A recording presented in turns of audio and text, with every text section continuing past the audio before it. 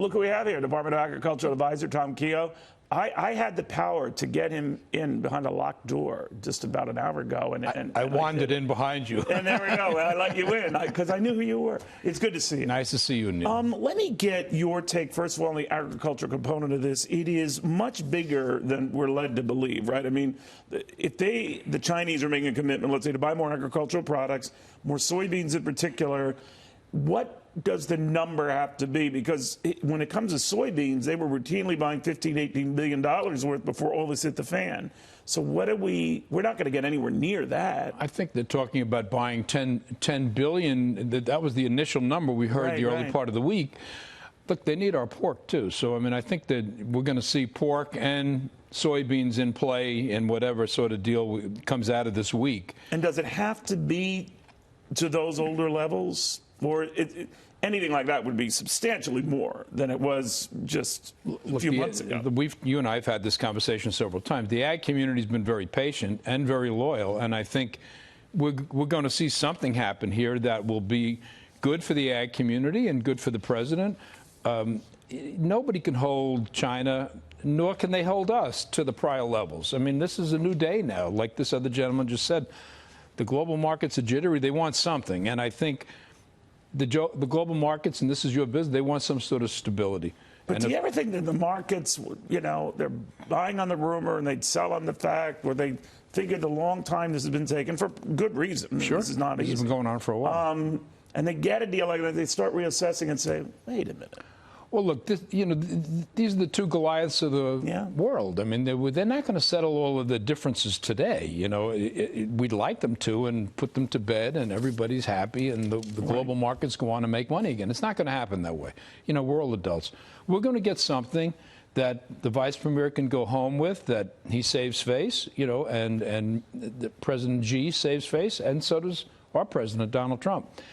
What that's going to look like by the end of Friday, you know, that's why we're talking. Anyone's guess. It's anyone's guess. But, Tom, help me with this. I mean, I'm told that it's a big deal when we got the news that the vice premier, who is going to be meeting with the president tomorrow in the Oval Office, a lot of people say whatever they've talked about, he goes back to China, mentions to Xi Jinping, even though he's not coming as an envoy, and there's a difference of that.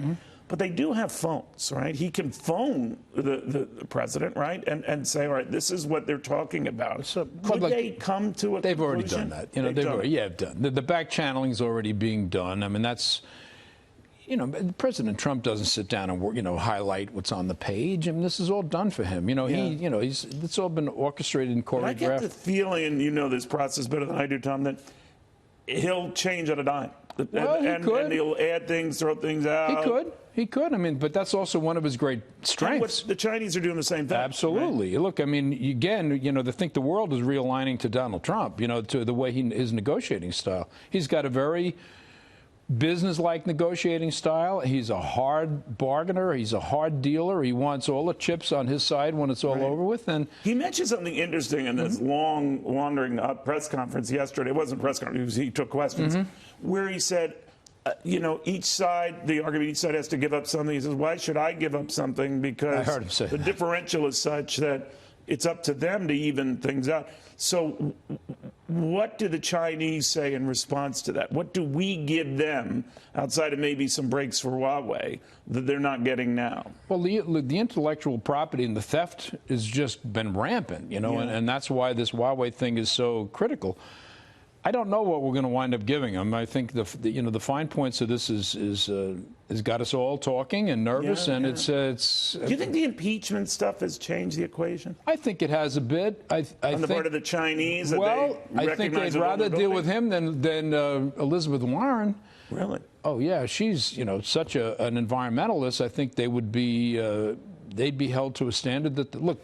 The old devil you know versus the devil you know. Yeah, look, China. We know China had got a 20 or 30-year, mulligan on the Paris peace. That's very good. Yes, but they did. They gotta be able to walk away from it, and India too. Meanwhile, we've been held to a much higher standard on emissions and greenhouse gases and all of that. So they don't want Elizabeth Warren. I can tell you that right now. So there is something in what the president says, strike a deal with me or you might never see a deal at all. Absolutely. Look, the last time I was in China, they were handing out the masks, the face masks at the airport. Wow. Yeah. Maybe they just like you. Well, that may be true. Tom, it's always been there. I always learn a lot. I'm happy I let you in. Thank you, Neil. I'll follow you in the next time. Yeah, exactly. Tom Kehoe, excellent read of this, Department of Agriculture advisor, much, much more.